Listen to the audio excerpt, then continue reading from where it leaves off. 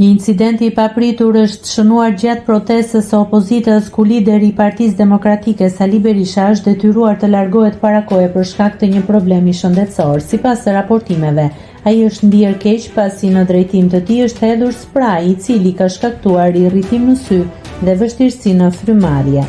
Fillimisht, situata ka krijuar shqetësim në mesin e të pranishmëve, ndërsa Berisha është rrethuar menjëherë nga trupruja e tij për të mbrojtur dhe për të marrë ndihmën e nevojshme.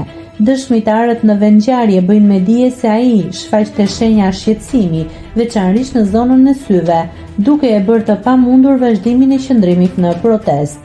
Më pas, lideri i opozitës është larguar nga tubimi dhe është drejtuar drejt banesës së tij, ku ka qëndruar për të rikuperuar. Sipas raportimeve, Berisha ndodhet poshtë banesës së tij, shoqëruar nga disa mbështetës besnik. Ngjarja ka sjellë reagime të shumta dhe ka shtuar tensionin në protestë, ndërsa pritet që autoritetet të sqarojnë plotësisht rrethanat e këtij incidenti dhe përdorimin e sprajtit gjatë tubimit.